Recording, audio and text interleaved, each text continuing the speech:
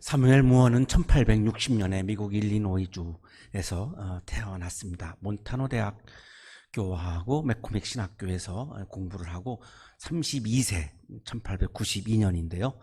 선교사로 한국에 입국을 했습니다. 한국 이름은 모삼열입니다.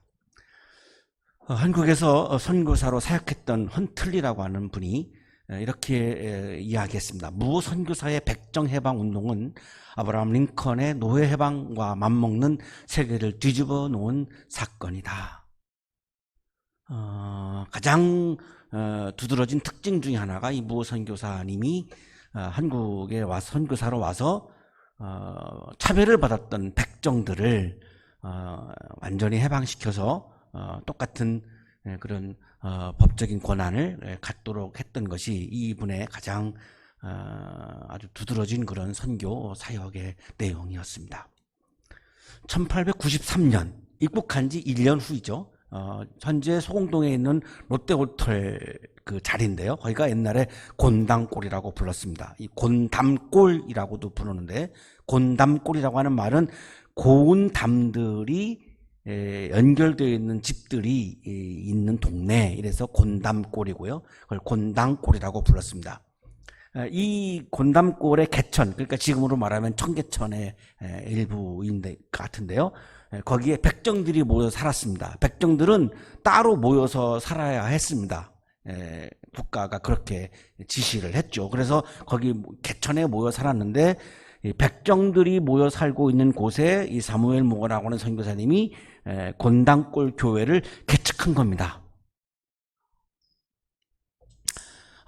이 곤당골 교회가 사문안교회 다음에 두 번째 장로교회입니다. 장로교회로서는 두 번째로 세워진 그런 장로교회인데요. 헌틀리 선교사의 이야기입니다. 그가 내한한 지 2년째 되는 해에 신자들을 묶어 서울에서는 두 번째 장로교회를 창설했는데, 창설교회는 16명이었고 첫 해에 43명의 교회를 갖는 교회로 성장시켰다. 그러니까 16명에서 43명으로 교인 수가 늘어났다는 그런 소개입니다. 1894년에 주간학교라고 하는 예수학당이라고도 부르는데요. 주간학교, 그러니까 우리로 말하면 초등학교입니다. 이 초등학교에 해당하는 주간학교를 열었습니다. 이 교회가 교육 사업을 한 거죠. 그때 입학한 학생들이 백정 자녀 6명이었습니다. 이 백정 자녀들은 학교에 갈 수 없었습니다.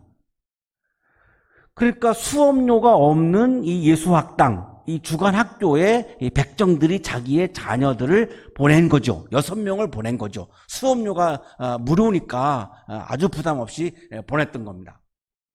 그 자녀를 보낸 중에 한 사람이, 백정 중에 한 사람이 박가입니다. 백정은 호적이 없습니다. 그러니까 이름이 없죠. 호적이 없으니까. 그래서 그냥 박가라고 부르는 겁니다. 이 박가가 장티푸스에 걸려서 죽게 됐습니다. 그러니까 학부형이죠. 이 학부형인 이 박가를 위해서 이 무어 선교사가 자기의 친구인 의료 선교사인데요. 에비슨, 한번 제가 설교 시간에 소개를 했던 적이 있습니다. 이 에비슨 선교사가 고종 황제의 시이였습니다. 그러니까 이 에비슨에게 부탁해가지고 에비슨이 직접 백정의 집을 찾아간 겁니다. 한국의 문화에서는 이것은 있을 수가 없는 일입니다. 백정의 집을 찾아가면 안 됩니다. 그런데 이제 찾아간 거죠. 찾아가서 치료를 해가지고 이 박가를 살렸습니다. 그러니까 너무 고맙죠. 그래서 이 박가의 모든 가족들이 곤당골 교회에 이제 등록을 하고 출석을 하게 됐습니다. 그래서 신앙생활을 잘 하니까 이제 세례를 받게 되었죠. 이 사람이 바로 17년 후인 1911년에 한국 최초 백정 출신 장로요, 성동교회 초대 장로가 된 박성춘이다. 나중에 이제 이름을 붙여드렸는데, 이 박가가 바로 박성춘이고, 이 박성춘은 성동교회 역사에 나와 있는데 최초의 성동교회 초대 장로입니다. 그러니까 한국에서 백정 출신의 최초의 장로이고 성동교회 또 최초의 장로입니다. 그랬더니 양반들이 이제 박성춘을 내보내라고 이제 이 사무엘 모어 선교사에게 항의를 합니다. 백정과 같이 예배를 드릴 수 없다는 거죠. 백정과 한 자리에 있을 수 없다는 겁니다. 우리가 지금 그거는 이해할 수가 없지만 그 당시 한국 사회에서는 있을 수가 없는 일입니다. 백정과 양반이 한 자리에 있을 수가 없는 겁니다. 유대인들도 이방인들과 한 자리에 있으면 안 된다라고 하는 율법이 구약에 있습니다. 똑같은 거죠. 그러니까 이 양반들이 교회 출석을 거부했습니다. 엘린 우드에게 사무엘 무어 선교사님이 보낸 편지에 있는 내용입니다. 어제 교인 수의 절반 이상이 결석했습니다. 즉 백정들과 함께하는 교회는 나갈 수 없다는 것입니다. 양반 중에 한 반이 교회를 나간 거죠. 우리의 요구를 들어주지 않으면 교회를 나가겠다라고 했는데 사무엘 무어 목사님이 그거를 안 받아들였습니다. 차별이니까요.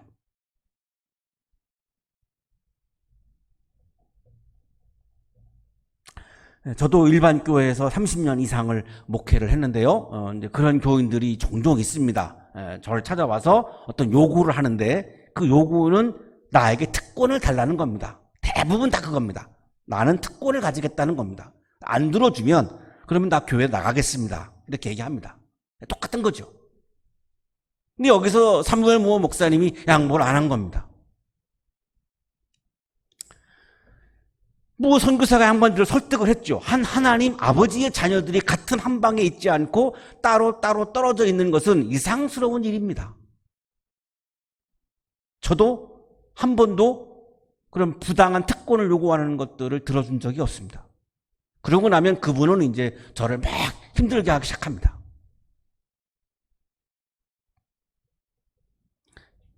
결과적으로는 이 양반판이 교회를 나갔어요. 나가가지고 막 사무엘 무어 선교사님한테 막 요구를 퍼부어대고 홍문석골에서 이제 따로 모여서 예배를 드린 거죠. 이분들이 나가서 지난 한 달 만에 가정마다 굉장히 우환이 많이 생겼습니다. 그러니까 안 되겠다 싶은지 이제 몇 사람이 무어 선교사를 이제 찾아왔습니다. 한국의 전통에 따라서 양반들에게는 앞자리 상석을 주고 백정들에게는 뒷자리를 주어야 한다는 것입니다. 양반들은 앞자리에 앉고 타협을 하자는 거죠. 백정들은 그러면 뒤에 앉는 것으로 타협을 합시다. 이렇게 제안한 거죠. 상석, 하석이 만들자는 거죠. 기독교 정신에 위배되죠. 기독교 정신의 교회에 와서 상석과 하석이 어디가 있습니까? 높은 사람이 있고 낮은 사람이 어디가 있겠습니까? 그거는 기독교 정신에 배치하는 거죠. 예수님의 정신에 배치하는 거죠. 한국교회 장로, 권사, 집사는 더 높은 사람, 더 낮은 사람 계급화되어 있죠. 이거는 기독교 정신이 아닙니다. 기독교라고 하는 것은 교회 안에서 상석과 하석이 없습니다. 높은 사람, 낮은 사람이 없습니다. 차별이 없는 게 기독교 정신이니까요. 그러니까 무어 선교사가 또 거절을 한 거죠. 그렇게 할 수 없습니다. 그건 예수님의 마음이 아닙니다.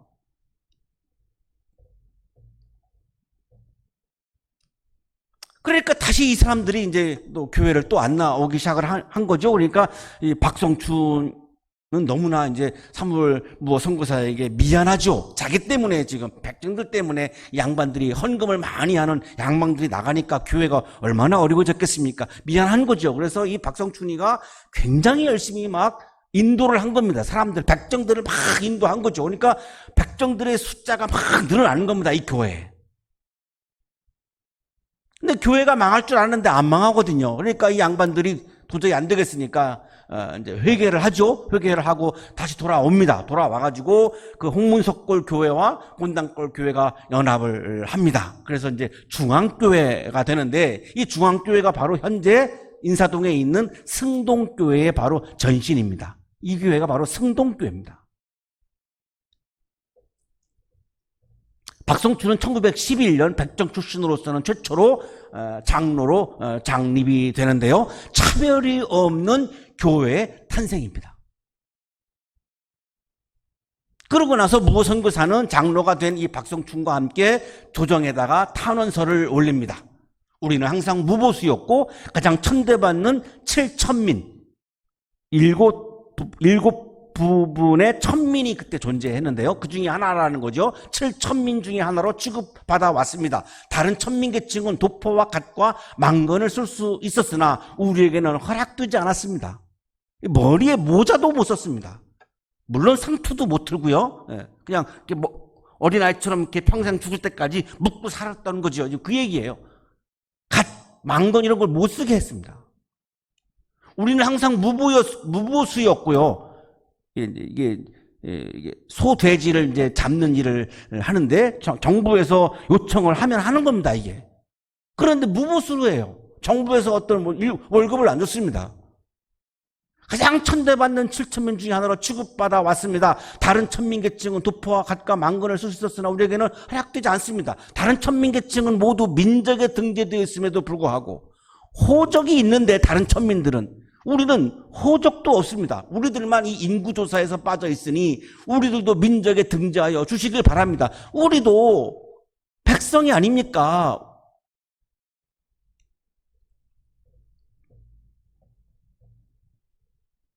그는 복음을 영접한 후에 무선교사와 함께 백정 해방을 위하여 조정에 탄원서를 내어 500여 년간 천민 취급을 받아오던 서름을 씻을 수 있었고 1898년 독립협회의 윤치호가 회장, 이상재가 부회장으로 선출될 때 박성춘은 66명의 민중총대위원 또는 대표위원 중 한 사람으로 선출되었다. 이 나라가 뒤집어진 사건입니다. 호적에도 올라가지 못했던 이 백정이 교회에서 장로가 되었고, 사회적으로는 이 독립협회의 민중총대위원 즉 대표위원이 된 거예요. 그리고 고종 황제의 명령에 의해서 호적에 등록이 되고 모자도 쓰게 되고 이제 사람 대접을 비로소 받게 되는, 백정도 인간으로 대접을 받는 혁명적 사건이 일어났던 것이죠. 그리고 무선교사는 장티푸스에 걸려가지고 46세에 세상을 떠났고 현재 양화진 외국인 묘지에 묻혀 있습니다. 이 백정 박성춘의 아들, 예수학당에 와서 공부했던 봉출이, 이 봉출이가 나중에 박서양이라고 하는 이름을 갖게 되는데요.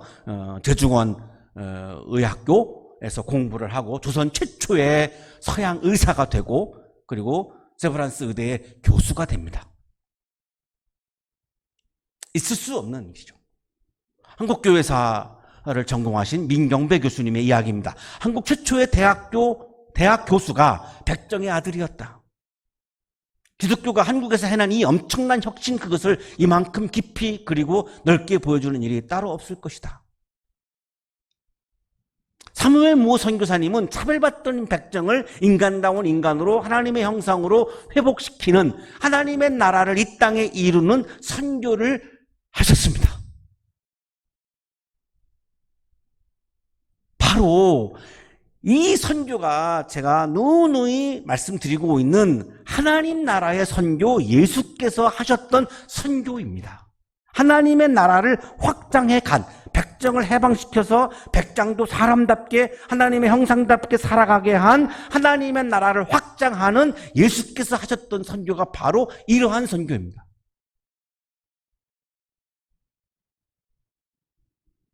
한국교회가 하고 있는 선교는 죄송하지만 교회를 확장하는 선교를 하고 있죠. 그게 나쁘다는 말이 아닙니다. 그게 나쁘다는 말이 아니라 그거는 예수님께서 하셨던 선교가 아닙니다. 예수님은 교회도 안 세웠고 교회 성장이라고 하는 말씀도 하신 적이 없어요.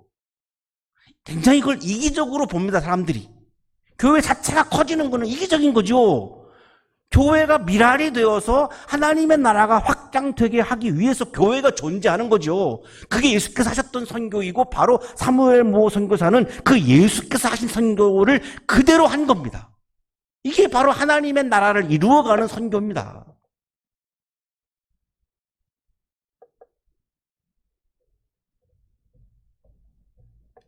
오늘의 성서일과는 믿음의 세계에 의로움을 얻는 길, 구원을 얻는 길에는 차별이 없음을 강조하고 있는 말씀입니다. 오늘 성서일과가 로마서인데요. 이 로마서는 굉장히 교리적인 성경이죠. 그래서 굉장히 딱딱하고 어렵습니다. 그러나 또 굉장히 또 중요하죠. 그러면서도 왜냐하면 오늘 성서 본문 성서 일과도 이 구원에 관한 의로움을 얻는 것에 대한 그런 말씀이니까 우리 기독교인들에게는 굉장히 중요합니다. 신학적으로 우리는 다 죄인이죠. 근데 어떻게 하나님으로부터 의로움을 얻습니까? 어떻게 의롭다고 인정을 받습니까? 불가능하죠. 내가 의인이 아닌데요. 우리가 다 죄인인데요. 어떻게 의로워집니까? 이것에 대한 말씀이에요. 그런데 어쨌든 간에 여기서 강조하는 것은 의로움을 얻는 데 있어서 차별이 없다는 거예요. 옛날에 그리스도인들은 유대인들은 의로움을 얻고 하나님으로부터 그리스인들은 의로움을 얻지 못한다. 남자는 의로움을 얻고 여성은 의로움을 얻지 못한다. 누구는 의로움을 얻지 못하고 누구는 의로움을 얻지 못한다. 할례 받으면 의로움을 얻고 무할례자는 의로움을 얻지 못한다. 이렇게 차별을 두었던 겁니다. 그런데 오늘 성서일과는 의로움을 얻는 데 있어서는 차별이 없다라고 말씀하는 거예요. 모세는 율법에 근거한 의를 두고 기록하기를 율법을 행한 사람은 그것으로 살 것이다 하였습니다. 구약의 말씀을 인용한 건데요. 레위기 18장 5절을 인용한 말씀인데 내용은 그거죠. 율법을 실천하는 사람은 의로움을 얻는다는 거예요. 자, 근데 문제가 있죠. 우리가 율법을 다 온전히 실천할 수가 없습니다. 불가능합니다. 성경 66권에 있는 모든 법들을 완벽히 우리가 지키는 사람이 한 사람이라도 있을까요? 없습니다. 한 명도 없습니다. 이 땅에. 신학적으로 성서적으로 우리는 다 죄인이에요. 그런데 오늘 로마서 10장 5절은 율법을 실천하면은 의로워진다는 건데 문제는 성경 66권에 있는 율법을 다 실천하는 사람은 한 사람도 없다는 겁니다. 한 가지만 예를 들을까요? 레위기 11장 7절 8절 돼지고기 먹으면 죄인이라는 거예요. 돼지고기 만지면 죄인이라는 거예요.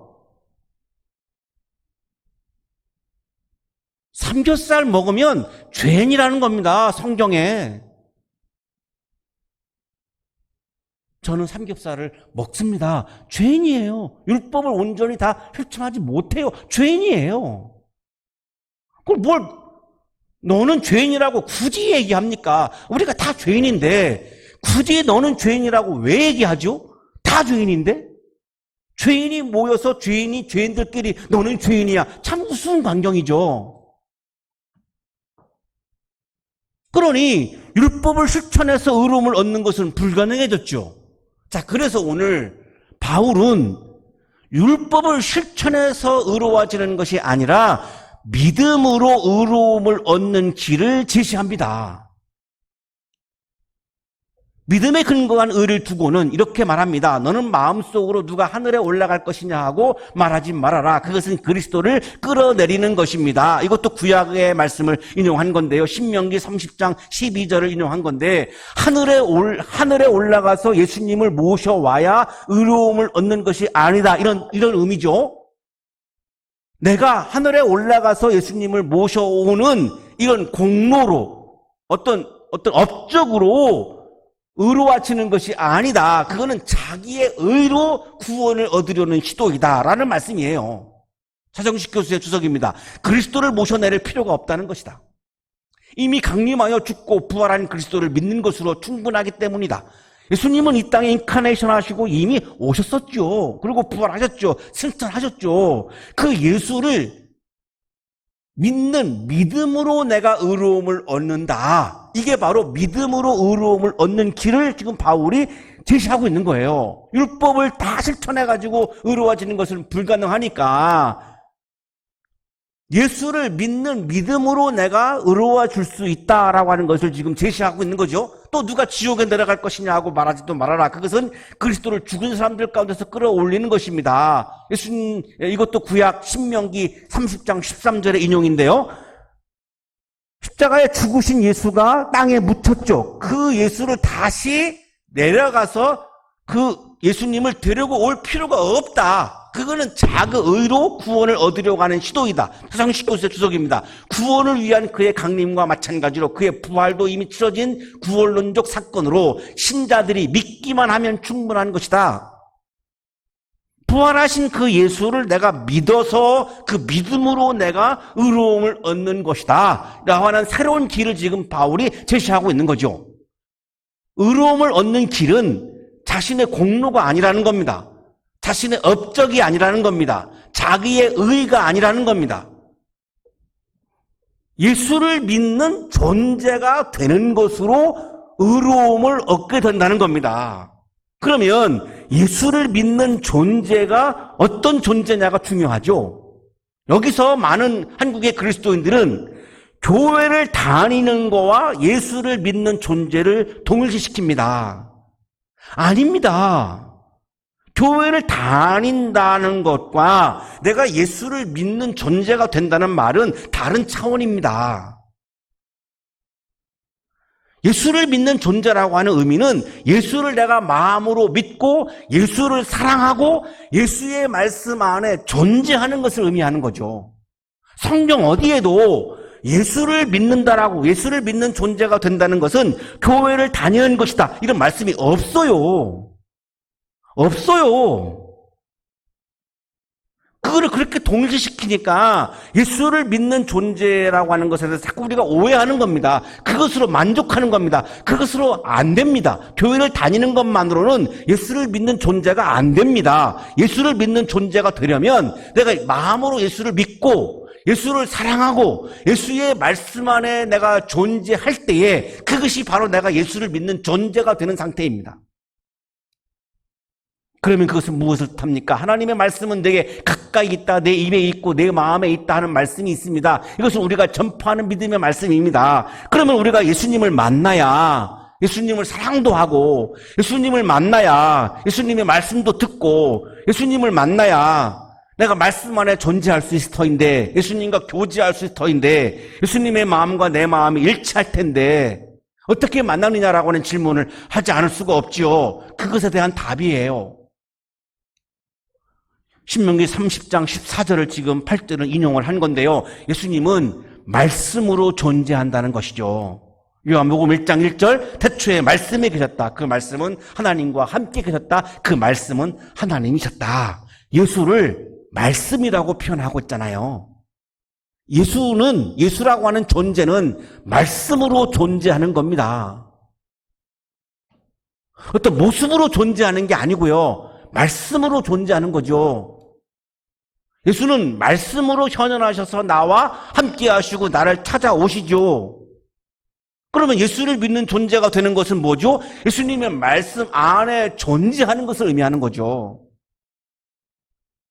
자, 교회를 다니고 있는데 여전히 내가 예수님의 말씀 안에 머물지 않고 나의 말에 갇혀서 여전히 그냥 나의 욕망을 추구하면 예수를 믿는 존재가 아니라는 말입니다. 다르죠? 교회를 다닌다는 것과 예수를 믿는 존재가 된다는 것은 다르죠? 당신이 만일 예수는 주님이라고 입으로 고백하고 하나님께서 그를 죽은 사람들 가운데서 살리신 것을 마음으로 믿으면 구원을 얻을 것입니다. 자, 여기 지금 예수를 믿는 존재에 대해서 말씀하는 거예요. 예수님을 믿는 존재는 어떤 존재냐? 예수를 주님으로 고백하는 사람입니다. 여기 또 오해가 있죠. 교회에 와서 풍성기도 시간에 죄하면은 예수를 주님이라고 고백했다고. 아니요. 여전히 자기가 주인이라고 생각하면서 죄할 수 있거든요. 주여 했다고 해서 예수님을 주인으로 모신 게 아니죠. 예수님을 나의 주인으로 모셨다라고 하는 말은 내가 주인이 아님을 인정해야지 가능한 겁니다. 내가 교회의 주인이고 내가 내 인생의 주인이고 내가 이 세상의 주인이고 내가 너의 주인이야. 다 내 맘대로 할래. 그런 교인들이 얼마나 많습니까? 그건 예수님을 주인으로 모신 게 아니죠. 고백한 게 아니죠. 그래서 뒤에서 이렇게 말씀하시는 거죠. 마음으로 믿어야. 예수님을 주인으로 모시고 마음으로 믿어야. 입으로만 믿는 게 아니라 마음으로 믿어야 의로움을 얻고 구원을 얻는다는 거죠. 주님은 헬라어로 퀴리오스인데요. 성서학자들이 만들어낸 용어가 아니고 당시에 로마인들이 로마 황제를 부를 때에 퀴리오스라고 불렀습니다. 이름을 부르면 잡혀가니까 대신에 쓰는 말이 퀴리오스 이렇게 불렀던 거죠. 이 퀴리오스가 로드, 주인입니다. 자, 바울의 말씀은 뭐죠? 로마 황제를 향해서 퀴리오스라고 부르지 말고 예수 그리스도를 퀴리오스, 주인이라고 부르는 사람은 의로움을 얻는다. 예수님을 믿는 존재다. 이렇게 지금 말씀하고 있는 거예요. 예수님을 믿는 존재가 되는 것은 예수님을 주인으로 모시는 것이죠. 예수님의 부활을 마음으로 믿는 거죠. 이것이 믿음으로 의로움을 얻는 길입니다. 사람은 마음으로 믿어서 의에 이르고 입으로 고백해서 구원에 이르게 됩니다. 자, 이 본문도 한국의 그리스도인들이 마음으로 믿어서 의에 이르고는 싹 빼놓고 입으로 고백해서 구원에 이른다. 그래서 교회에 와서 죄라고 소리 질러라 이렇게 얘기하는데 왜 이걸 빼먹죠? 마음으로 믿어야 저절로 자연스럽게 고백이 나오는 거죠. 내가 마음으로 어떤 사람을 사랑하면 내가 너를 사랑해라고 하는 고백이 저절로 나오는 거죠. 마음으로 안 믿고 입으로만 주여라고 하는 것은 위선이죠. 마음으로 믿는다라고 하는 건 뭡니까? 예수님을 나의 주인으로, 나 주인으로 모시고 내가 주인의 자리, 내가 주인이 아님을 인정하고 예수의 부활을 내가 진심으로 마음으로 믿는 것을 말하는 거죠. 이게 마음으로 믿는 상태입니다. 그러면 자연스럽게 입으로 주여 라고 하는 고백이 나온다는 겁니다. 그렇게 되면 의로움을 얻고 구원에 이르게 된다는 거죠. 마음으로 예수를 믿는다라고 하는 말은 예수님의 마음과 내 마음이 일치한다는 말이에요. 예수님의 마음과 내 마음이 일치하는 상태가 마음으로 예수님을 믿는 상태예요. 이게 예수님을 믿는 존재예요. 제가 26살 때 목사 안수를 받고 전방에서 군목으로 근무를 하는데 큰 아이가 태어났습니다. 제가 25살에 결혼을 했고 26살 때 목사 안수를 받고 26살 12월에 큰 아이가 태어난 거예요. 전방에서 영등포에 있는 그 유명한 산부인과로 달려갔죠. 웬만한 아이들은 다 여기가 이 산부인과가 고향이더라고요. 이 아이가 나오다가 산모의 양수가 터져가지고 이 아이가 숨을 못 쉰 거죠. 질식사 하는 상황이었죠. 간신히 기적적으로 아이가 나왔고 인큐베이터에 들어가서 머리에다가 이제 주사 바늘을 꽂은 거죠. 제가 큰아이를 첫 만남을 할 때 첫 모습이 인큐베이터 안에서 머리에 주사 바늘을 꽂은 모습이 첫 만남이었습니다. 신성하실 창밖에서 아이와 처음으로 만났는데 머리에 주사바늘을 꽂고 있는 거죠. 이 아이가 얼마나 아플까 생각하니까 막 눈물이 쏟아지는 거예요. 이 아이의 마음과 저의 마음이 같은 마음이었던 거죠. 요게 바로 마음이 일치한다는 말입니다. 예수님의 마음과 나의 마음이 일치한다는 말은 바로 이런 거를 의미하는 겁니다. 이런 마음을 가지고 믿는 상태가 예수님을 믿는 존재가 된 상태인 거죠.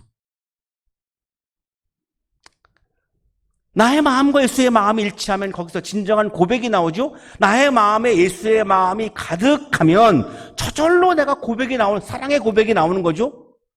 나의 마음이 예수님의 마음이 가득한 것이 아니라 욕망이 가득한 상태에서 입술로 하는 고백은 진정한 고백이 아니죠. 위선이죠. 속임수죠.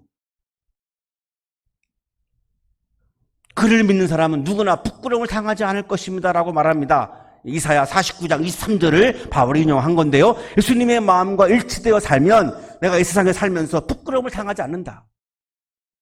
유대 사람이나 그리스 사람이나 차별이 없습니다.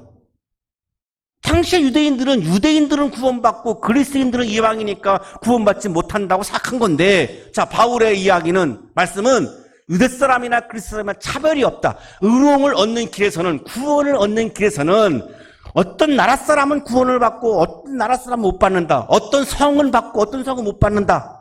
누구는 받고 누구는 못 받는다. 이 차별이 없다는 겁니다. 이게 기독교입니다. 이게 복음입니다. 모든 사람에게 똑같이 주님이 되어주신다. 예수님은 우리에게 모든 사람에게 똑같이 주님이 되어주시지 누구에게는 되어주고 누구에게는 안 되어주고 이렇게 차별하는 것이 아니라는 거예요. 이게 예수님의 마음이라는 거예요. 예수를 믿는 존재가 되면 예수와 함께 존재하면 예수님의 말씀 안에 존재하면 예수를 나의 주인으로 모시면 예수님의 마음과 내 마음이 일치하면 유대 사람이나 그리스 사람이나 차별이 없이 의로움을 얻게 됩니다. 예수를 믿는 존재가 되면 예수를 나의 주인으로 모시면 예수의 마음과 일치하면 어떤 사람이든 의로움을 얻게 됩니다. 누구든지 주님의 이름을 부르는 사람은 누구든지입니다. 누구든지. 의로움을 얻고 구원을 얻는 길에 차별이 없기 때문에 이렇게 말씀하죠. 누구든지. 예수를 믿는 존재가 되면 누구든지. 예수님의 마음과 내 마음이 일치하면 내 마음에 예수님의 마음을 가득 채우면 내 마음에 주님의 말씀을 가득 채우고 그 말씀을 따라서 내가 최선을 다해서 살아가면 율법을 다 지킬 수는 없는 것이고 내 마음에 주님의 마음을 채우고 주님의 사랑을 채우고 주님의 말씀을 채우고 내가 그 말씀을 따라서 걸어가면 누구든지입니다. 거기서 자꾸 누구는 되고 누구는 안 되고가 없어요. 의로움을 얻는 길에는 모든 사람에게 열려있는 거죠. 국가, 인종, 이념, 성, 작업, 직업, 능력, 업적과 관계가 없어요. 이런 사람들은 구원받고 이런 사람들은 구원받지 못한다라고 하는 구분을 누구 마음대로 해요. 예수님은 그거를 구분하지 않아요. 누구든지입니다. 누구든지. 차별이 없어요. 어떤 사람은 의롭지 않다, 누구는 구원받지 못한다라고 판단하는 것은 따라서 믿음의 세계가 아니에요. 예수를 주인으로 모시지 않고 자신이 주인이 되고 자신이 신이 되려는 사람이죠. 유발 하라리의 표현대로 하면 신이 된 동물이에요. 주님은 예수를 주인으로 모시는 나를 내가 죄인인데 율법을 다 실천하지 못하는데 내가 죄인인데 예수 그리스도를 나의 주인으로 모시고 내 마음에 예수님의 마음을 채우고 예수님의 사랑을 채우고 예수님의 말씀을 채우고 그 하나님 나라의 원리에 따라서 그 말씀을 따라서 한 발자국 한 발자국 최선을 다해서 살아갈 때 차별 없이 의로운 존재로 인정해 주시는 것입니다.